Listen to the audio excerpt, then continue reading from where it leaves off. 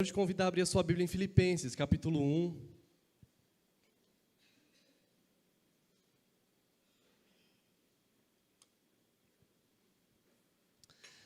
Filipenses, capítulo 1, eu gostaria de ler 2 versículos com os irmãos. O verso 27 e o verso 28.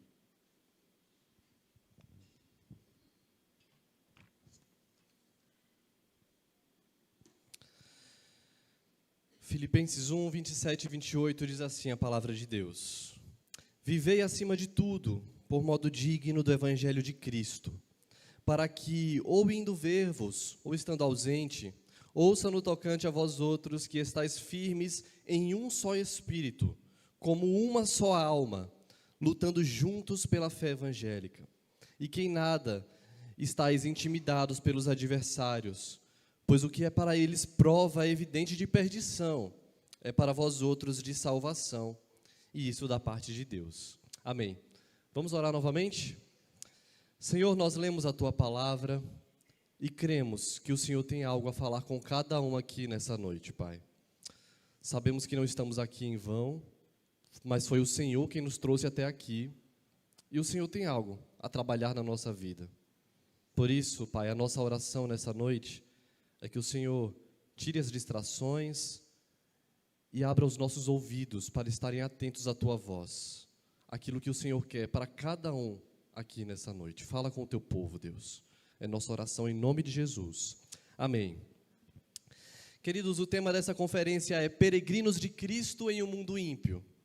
E não tem como não falar desse tema sem lembrar deste livro daqui. Eu vou indicar alguns livros para vocês durante a minha fala, mas esse livro, O Peregrino, é uma obra muito antiga, né? E eu vou dar alguns spoilers aqui sobre ele, mas foi um livro escrito em 1678, então você já teve algumas oportunidades de lê-lo, certo? Vou te dar alguns spoilers sobre ele para introduzir a minha fala aqui. É um livro que conta a história de um personagem chamado Cristão. E Cristão descobre um livro que muda a sua vida. E tem uma frase, logo no começo desse livro e também no filme, que diz assim, que quanto mais Cristão lia o livro, mais a sua preocupação com as coisas certas crescia. Olha que interessante. Quanto mais Cristão, que é o personagem principal dessa obra, lia o livro, que seria a Bíblia, mais a sua preocupação com as coisas certas crescia. E essa é uma verdade. Quanto mais nós lemos a palavra de Deus, mais a nossa mente e o nosso coração se apega às coisas certas. Quanto mais distantes nós estamos da palavra de Deus, mais a nossa mente e o nosso coração é ocupado pelas coisas erradas, pelas imagens erradas, pelos pensamentos errados, pela ansiedade, pela desesperança. Por isso nós precisamos amar e estar apegados a esse livro. E nós temos um personagem nessa história que me chama muita atenção. O amigo de Cristão, desse peregrino, se chama Flexível. É o nome desse personagem, Flexível. E é um personagem que me chama a atenção porque quando o cristão decide seguir a sua jornada pelo caminho estreito, os seus amigos dizem, não vá por aí, você é louco. Você vai trilhar essa peregrinação. Existe um outro caminho mais largo, mais fácil. Por que ir pelo mais difícil, né? Os seus 2 amigos são Obstinado e Flexível. E Spurgeon, ao ler O Peregrino e comentar sobre essa obra, ele fala que esse personagem Flexível é um retrato de uma geração que cada vez mais vive sem propósito e sem firmeza da fé.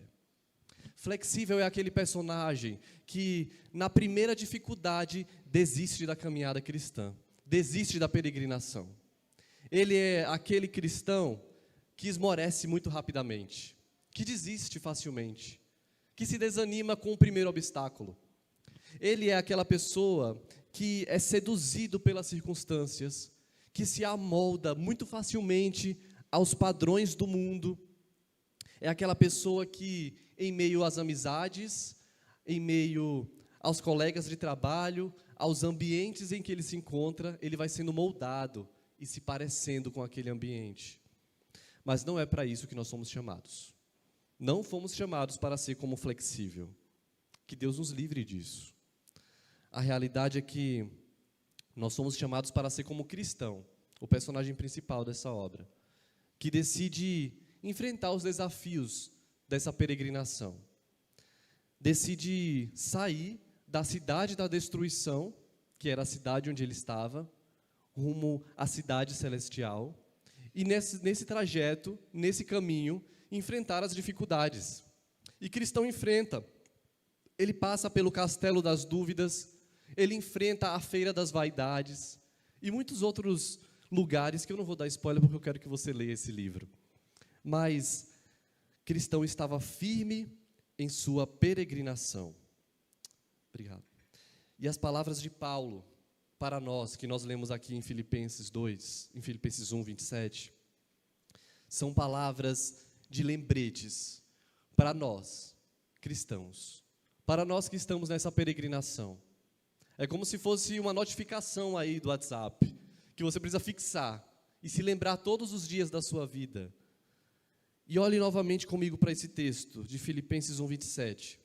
As palavras e as orientações de Paulo aos peregrinos de Cristo é essa: vivei acima de tudo por modo digno do Evangelho de Cristo. Essa é a orientação. O contexto dessa passagem é muito curioso, porque Paulo está preso. E mais para frente, nesse capítulo, ele diz que tudo bem estar preso. Se o Evangelho de Cristo estiver sendo pregado, se Cristo está sendo anunciado, se as algemas dele, de alguma forma, estão glorificando o nome de Deus, está tudo bem. E ele ignora o seu sofrimento pessoal e pensa no outro. E deixa um recado para os seus irmãos da fé, deixa um recado para os crentes que estão em sua peregrinação e diz assim: meus irmãos, eu estou preso aqui, mas vocês que estão soltos, vocês que estão em liberdade, vivam de modo digno do Evangelho de Cristo. E nós precisamos viver dessa maneira. Mas infelizmente, não é assim que a maior parte dos crentes tem vivido. Se não, irmãos, o cenário seria outro. As estatísticas do IBGE apontam um crescimento de crentes, no Brasil, de evangélicos no Brasil, mas nós não temos visto, em contrapartida, diminuir o número de corrupção, de violência. O que está acontecendo? Porque a igreja cresce, mas a sociedade não vê esse impacto, porque nós não estamos vivendo de maneira digna do Evangelho. O Evangelho é transformador, é impactante. E se daqui saírem crentes, peregrinos que irão influenciar no seu trabalho, na sua casa, onde Deus te colocar, essa cidade será impactada pelo Evangelho de Cristo. Volta Redonda conhecerá o Deus que dá motivo à sua peregrinação. Por isso, irmãos, precisamos olhar para esse texto como um lembrete. Eu preciso viver de modo digno do Evangelho. É para isso que eu fui chamado. Paulo em todo tempo lembra aquele povo: estejam firmes, vivam em um só espírito, em uma só alma, lutem juntos pela fé evangélica. A teologia de Paulo nos ensina essa unidade. E talvez, ao falar de peregrino, venha em sua mente a figura de um andarilho, solitário, com um mochilão nas costas, caminhando numa estrada de barro, sozinho. Mas não é sobre isso que se trata a nossa peregrinação. Não é sobre solidão. Nós somos uma comunidade de peregrinos que caminham juntos em uma só fé, em uma unidade, em um só espírito, em uma só alma, lutando juntos pela fé. Por isso a vida cristã não é feita para ser vivida sozinho, mas para ser vivida em comunidade. E eu quero dividir a minha fala aqui em duas partes. Em primeiro lugar, eu quero te lembrar de que nós somos um peregrino, mas peregrinos de Cristo. E em segundo lugar, eu quero te lembrar que nós vivemos em um mundo ímpio. Nós estamos nesse mundo e esse mundo é mau.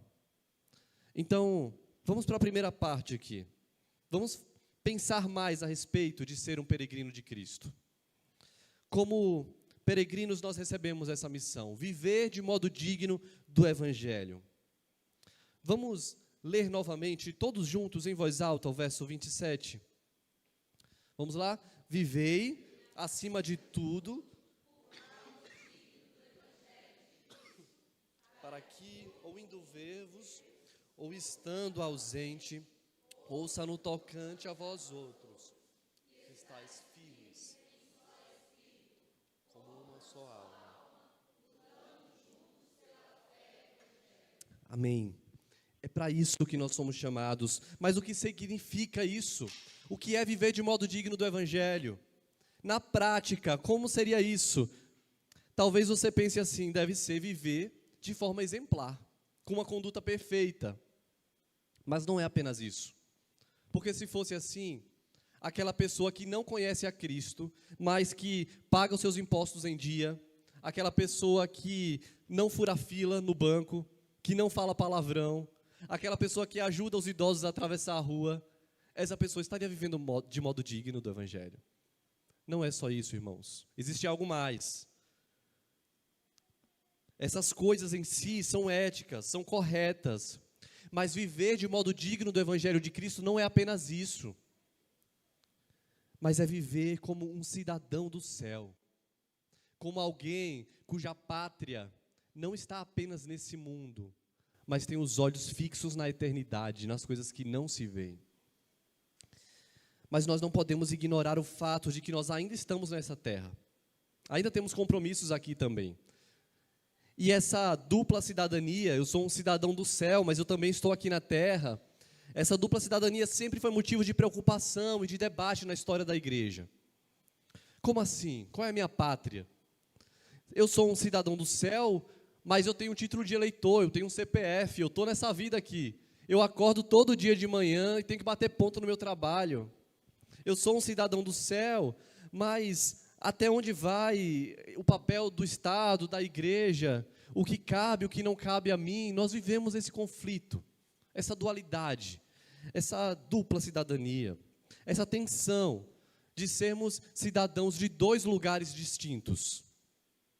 E por isso que o tema dessa conferência é tão relevante, porque nós precisamos aprender a sermos peregrinos de Cristo e viver nesse mundo ímpio.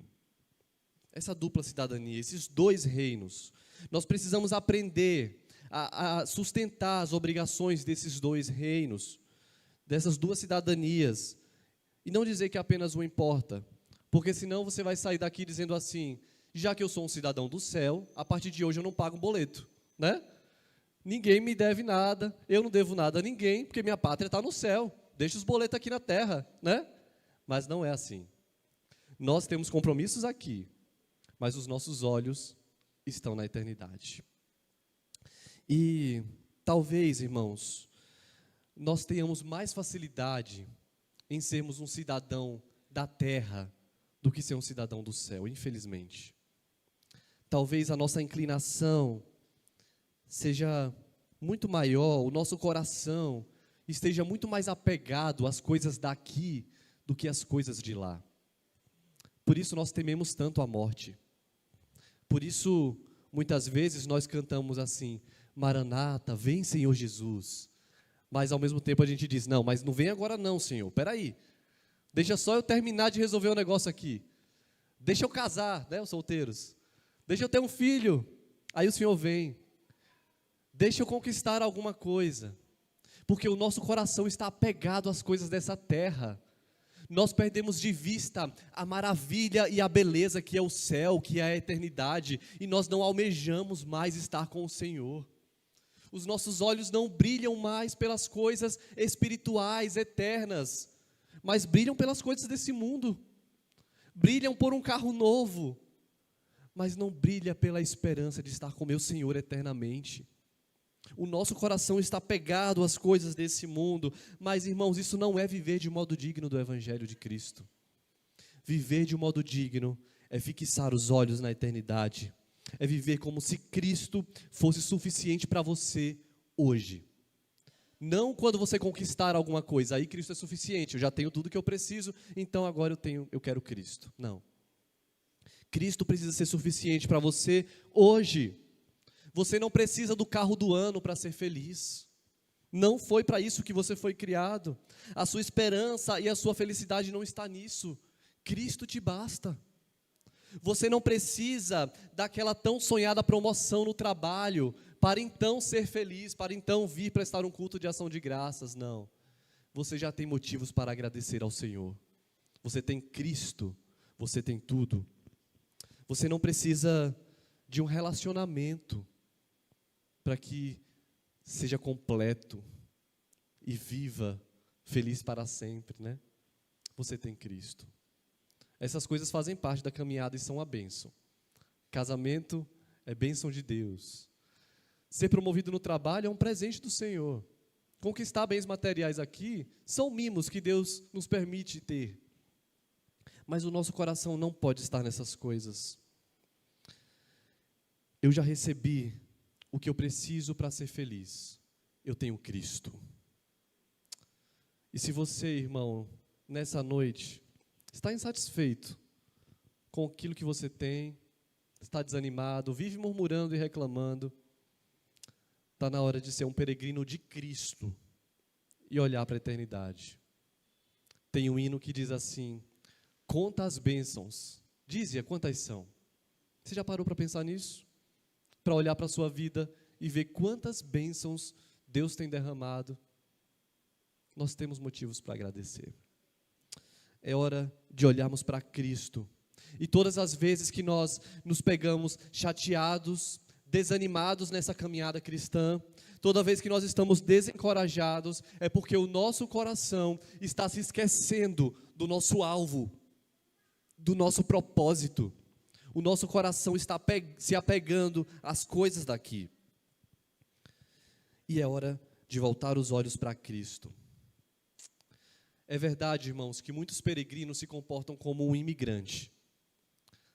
Não sei se você já teve a oportunidade de viajar para fora do país. Eu nunca tive, mas eu imagino que meu coração é tão bobo que se eu fosse, faria de tudo para não parecer ser aquele estrangeiro que aprendeu inglês no Duolingo, sabe? Que aprendeu inglês na internet. Queria ser um cara que fala inglês fluentemente, sem sotaque, né? Quero me parecer, me amoldar àquela cultura. Eu quero usar a roupa do americano, quero me vestir como ele, quero falar como ele. Quero aprender as gírias, frequentar os lugares. Quero comer a comida deles, me comportar como eles, para não parecer um estranho ali. Exige um esforço em nós de querer nos amoldar aos ambientes e às situações que nós estamos. Mas na vida cristã, não pode ser assim. Pelo contrário. Na vida cristã, nós precisamos de fato parecer estranhos nesse mundo. Precisamos realmente que as pessoas olhem para nós e digam assim: rapaz, que cara estranho, né? Totalmente diferente do que eu estou acostumado a ver. É uma bênção ser estranho, irmão. Glória a Deus por isso. Mas quantos de nós temos nos esforçado para o contrário, para não parecermos estranhos a esse mundo? E aí eu preciso me vestir como o mundo. Eu preciso usar o que está na moda. Eu preciso ouvir as músicas que estão no top Spotify. Eu preciso estar por dentro da última tendência da internet. Eu preciso falar da forma que as pessoas falam, interagir e, de repente, os peregrinos de Cristo que deveriam ser diferentes, se amoldam, estão iguais ao mundo. E nós esquecemos daquilo que Romanos 12:2 nos convida, né? Em vez de transformar, nós estamos sendo conformados a esse mundo. E aqui eu preciso falar sobre algo que eu tenho insistido muito com a nossa geração. Tenho trabalhado com jovens e adolescentes,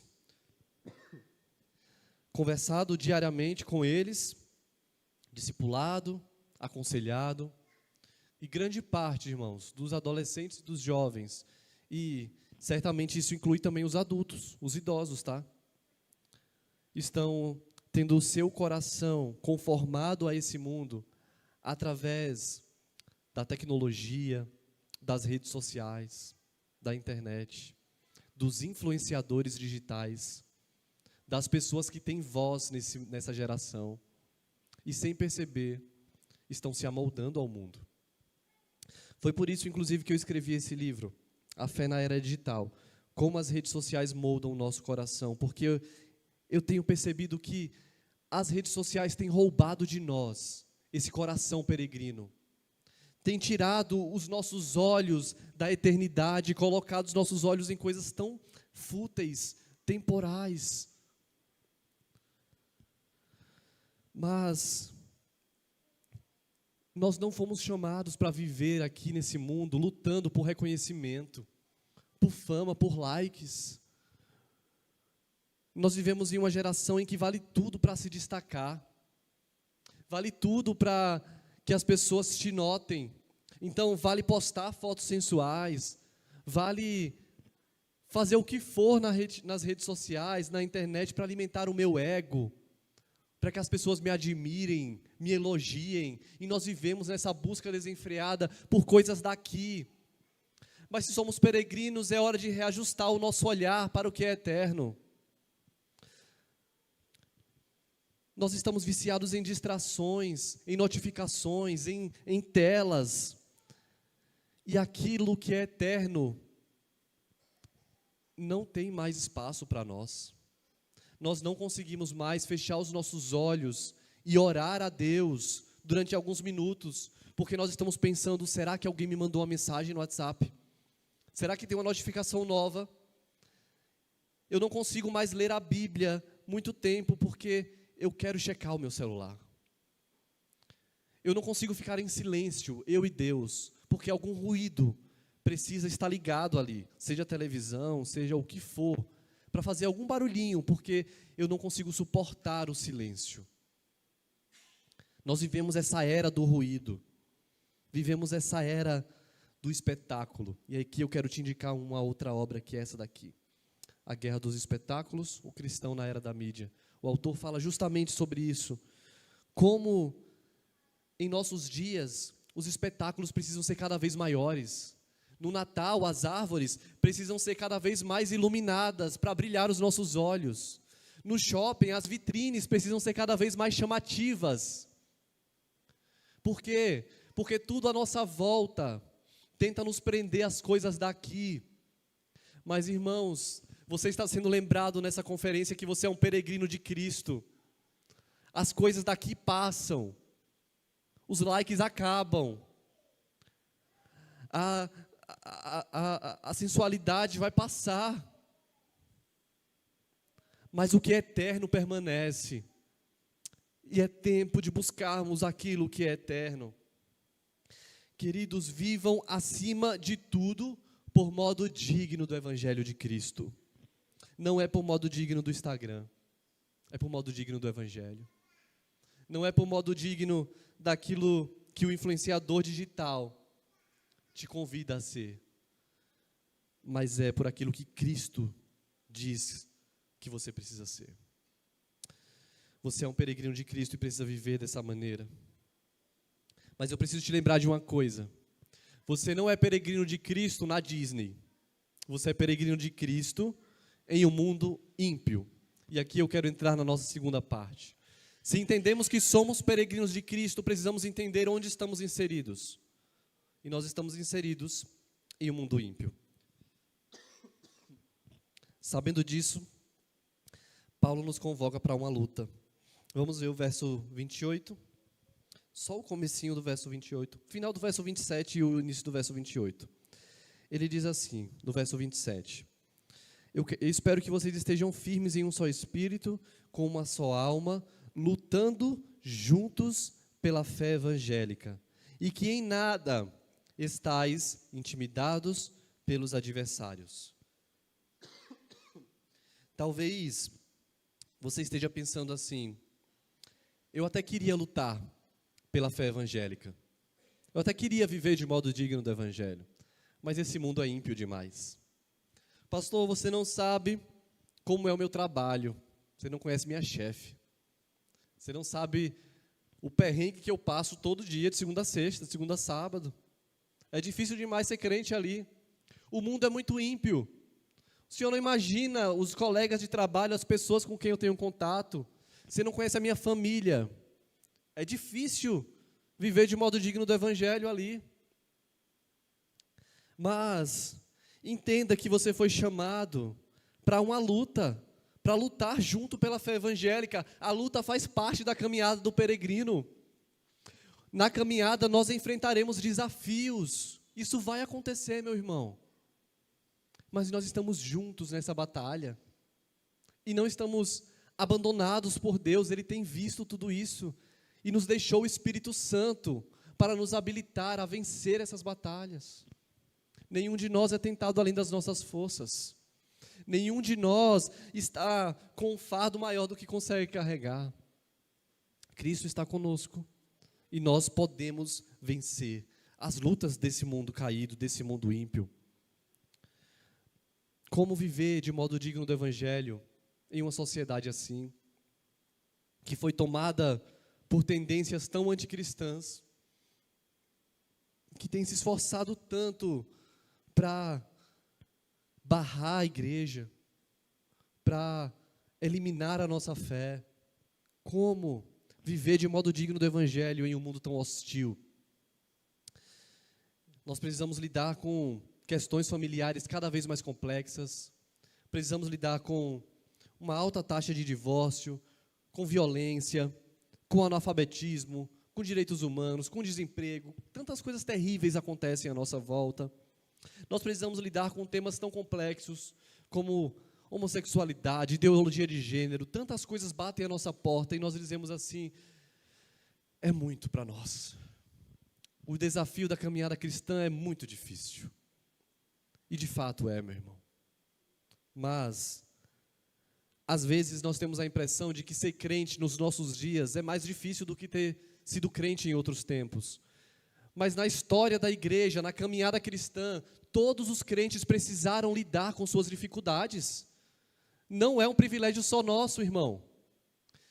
Nós vemos na Bíblia quantos personagens precisaram lidar com os dilemas do seu tempo, com os problemas da sua geração. Não ache que é mais difícil ser crente hoje.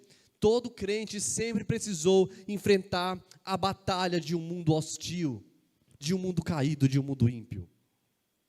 E eu e você somos chamados a lutar contra os problemas do nosso tempo, a lutar contra o secularismo, contra a ideia de que o material, o ter, vale mais do que o espiritual, contra a ideia de que o respeito está acima da verdade, e aí você precisa aceitar tudo o que lhe propõe, seja ele contrário às Escrituras ou não, só aceite caladinho. Precisamos lutar contra isso. Nós precisamos lutar contra um mundo racional que ignora qualquer coisa que esteja relacionado a Deus, à fé. E as pessoas zombam de você, zombam da sua fé e dizem assim: isso não faz sentido. Me prove-me que uma cobra falou no jardim. Nós precisamos lidar com isso. Mas é para isso, irmãos, que nós fomos chamados, para lutar pela fé evangélica em um mundo ímpio, em um mundo caído, e fazer isso com coragem, com ousadia. Nós precisamos viver de modo digno do Evangelho e aprender a lidar com tudo isso, estando nesses dois reinos, estando com essa dupla cidadania, sendo um cidadão celestial e vivendo no mundo ímpio. Se você é um crente, se você é um peregrino, você não pode esquecer jamais de uma coisa: mesmo tendo um mundo tão corrompido, mesmo tendo tantas dificuldades à nossa volta e na nossa geração, o Senhor, Deus, continua soberano e está agindo sobre o mundo. Deus está no controle. Se você não crê nisso, o seu coração vai se desesperar. Você vai olhar para as circunstâncias e você vai perder o seu sono. Você vai viver sem expectativas, porque de fato o mundo é mau. Não podemos esquecer de que Cristo é soberano. E talvez você esteja pensando assim: já que o mundo é tão mau, eu tenho uma ideia. Vamos juntar aqui, cada um traz uma barraquinha de campo e a gente vive aqui, no pátio da igreja, né? Só crentes, sem problemas, sem chefe chato, só nós vivendo na nossa bolha, convivendo com crentes e está tudo certo. Elimina o problema de ímpios, de trabalho, de preocupações. Será que essa é a solução? É para isso que fomos chamados? Para vivermos em um gueto, em uma bolha evangélica? Não. Essa não é a solução. A solução, irmãos, não é fugir da luta. A solução não é ignorar os conflitos que acontecem aí fora, as discussões, as pautas problemáticas e polêmicas. A solução é ir para a luta, é ir para a guerra, como um peregrino de Cristo, que conta com o seu Deus e com o Espírito Santo para te fazer vencer essa batalha tão difícil, tão cruel. Eu gosto muito de lembrar da oração de Jesus para os seus discípulos. Abra comigo sua Bíblia em João, capítulo 17. A partir do verso 15. João 17, a partir do verso 15.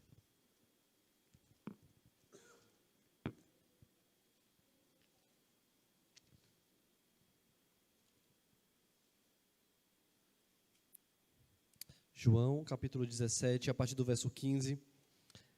Essa é uma oração que o Senhor Jesus faz. E ele diz assim, ele pede ao Pai: Pai, eu não peço que os tire do mundo, mas sim que os guarde do mal. Eles não são do mundo, como também eu não sou. Santifica-os na verdade, a tua palavra é a verdade. O desejo de Jesus não é que você seja retirado desse mundo, que você viva no alto do monte, como um monge, afastado de tudo e de todos. Não, a oração dele é: eu não peço que os tire do mundo. Eu sei que como peregrinos de Cristo, como representantes de um reino celestial, eles têm um papel para cumprir ali. Por isso, você precisa entender que você não está no seu trabalho por acaso. Preste atenção nisso, Deus não te colocou na sua faculdade, na sua escola.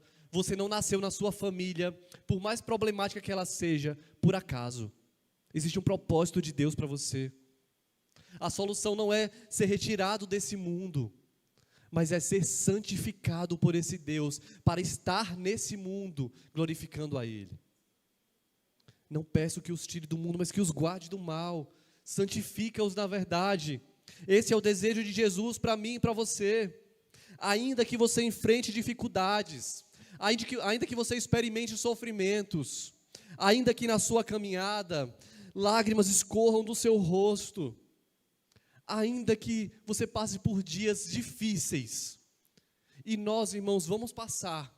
O crente não está isento à dor, ao sofrimento. Nós iremos passar, irmãos, por dias realmente complicados. Mas lembre-se de Cristo. Tem uma canção do Projeto Sola que diz assim: quando o coração estiver aflito, se lembre de quem Ele é.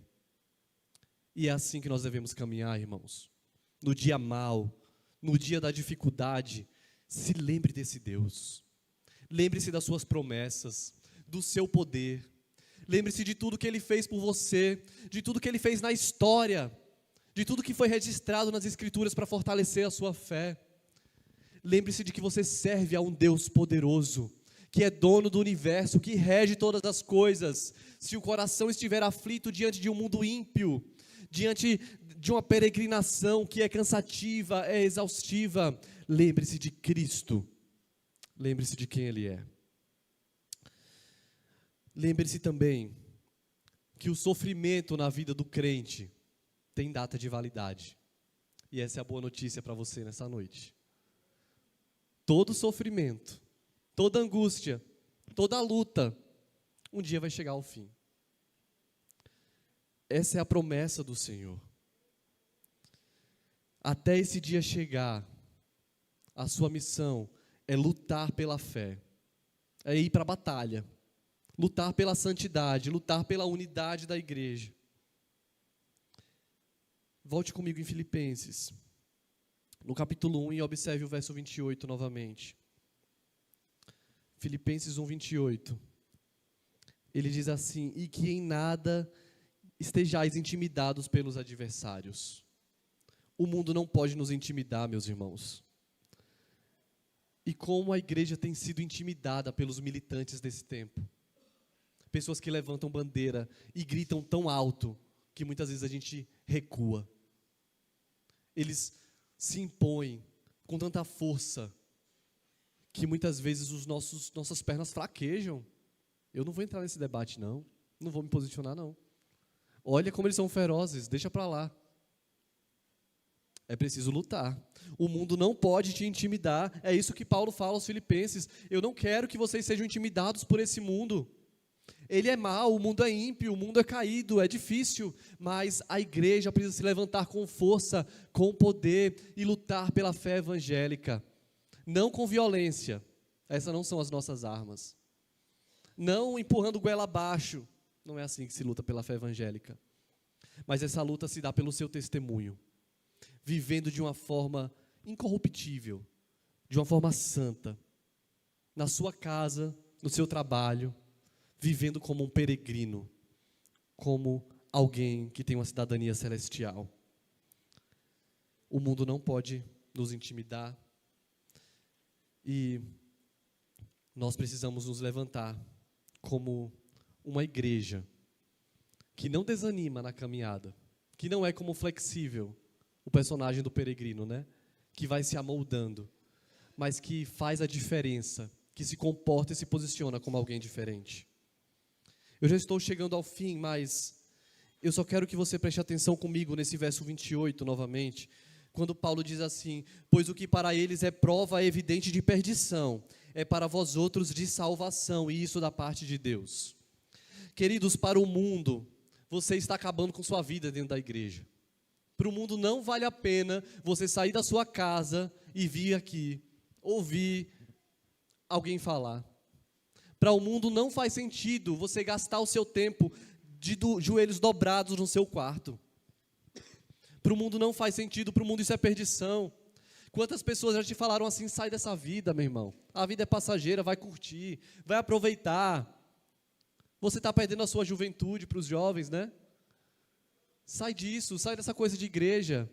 Para eles isso é perdição, mas para nós é salvação. Nós tivemos os nossos olhos desvendados.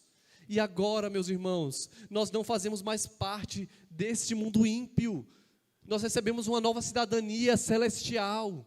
E é assim que precisamos viver. E a pergunta que eu tenho para você é essa: você está disposto a pagar o preço de ser um peregrino em um mundo ímpio? Você está disposto a ser zombado? Está disposto a ouvir esses questionamentos? Está disposto a ouvir as pessoas falando que isso é perdição? Está lembrado de que para nós isso é salvação?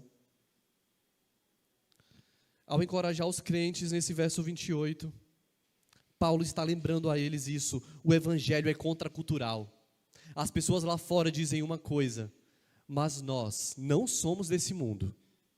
Se fôssemos daqui, meu irmão, eu diria para você: olha, gaste a sua vida inteira trabalhando, para quando você estiver idoso, ter dinheiro para pagar um bom hospital. Gaste a sua vida inteira trabalhando, se esqueça de tudo, se esqueça do próximo, se esqueça das coisas de Deus, para você ter conforto e ter o carro do ano. Te daria esse conselho se a vida fosse só isso daqui. Mas a vida vai além disso. A vida não acaba aqui. Por isso, meu conselho é o contrário. O conselho de Paulo, para nós, é o oposto. É dizer: o que para eles é perdição, para você é salvação. É vida abundante. É viver para o Senhor. E eu quero finalizar, irmãos, te lembrando das palavras de Jesus aos seus discípulos. São palavras muito tranquilizadoras para nós. João 16:33, o Senhor Jesus diz assim para eles, ao se despedir dos discípulos, né? Essas coisas eu vos tenho dito, para que tenhais paz em mim.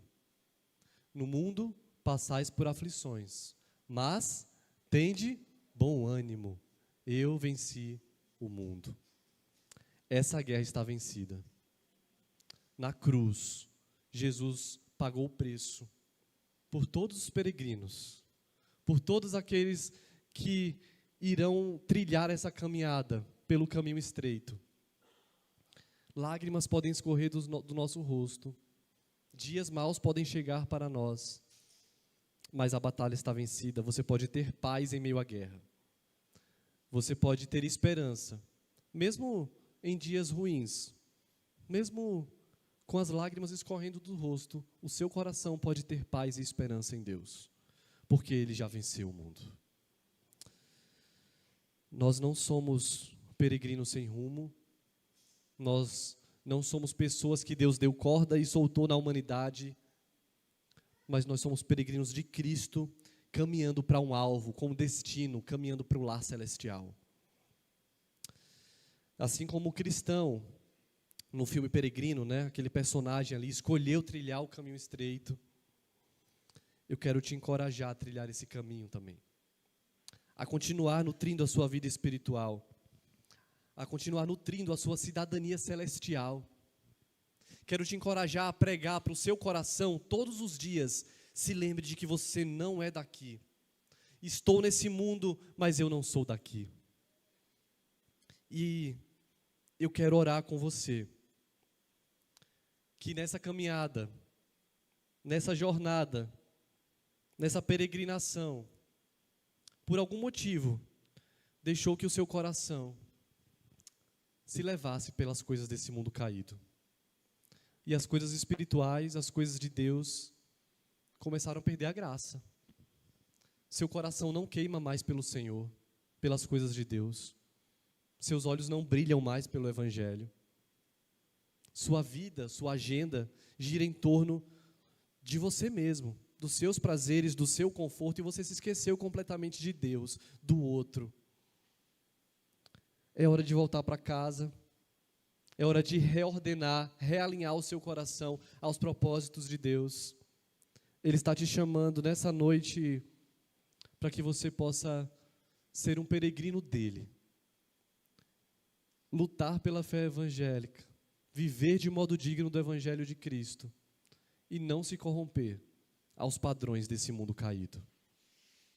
É preciso coragem, meu irmão. Você vai lutar muitas batalhas, vai enfrentar muitas dificuldades, mas o Senhor é contigo.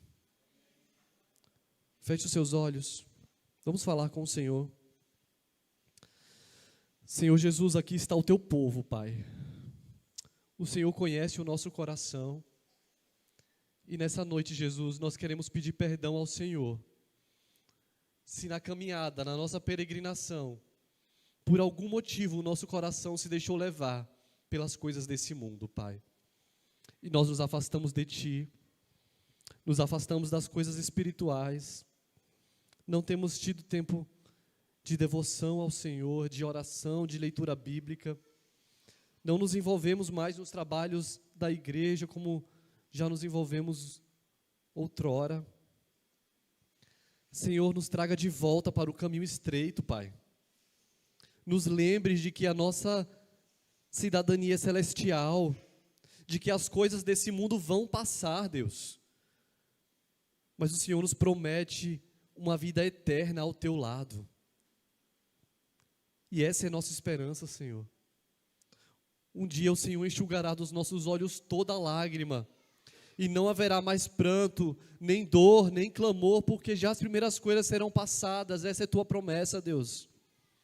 Mas até esse dia chegar, nós queremos viver como peregrinos do Senhor, como pessoas que vivem de modo digno do Evangelho de Cristo, e que daqui, Pai, saiam cristãos que vivem essa fé, e que Volta Redonda seja impactada pelo testemunho da Quinta Igreja, Pai. Que essa cidade possa ver a Tua glória e o Teu poder refletido na vida de cada irmão aqui nessa noite, Jesus. Mas nós somos tão fracos, Deus, tão pecadores, e precisamos desesperadamente do Senhor, do Teu poder, do Teu revestimento espiritual, Pai. Por isso, reanima o nosso coração nessa noite. Coloca de volta o fogo do amor pelo Senhor, Pai. O brilho nos nossos olhos pelo Evangelho, Jesus. Que o nosso coração possa arder novamente a chama do primeiro amor, Pai. E que nada possa apagar esse amor e essa chama. faz os teus servos, teus peregrinos, para a honra e glória do teu nome. Em nome de Jesus. Amém.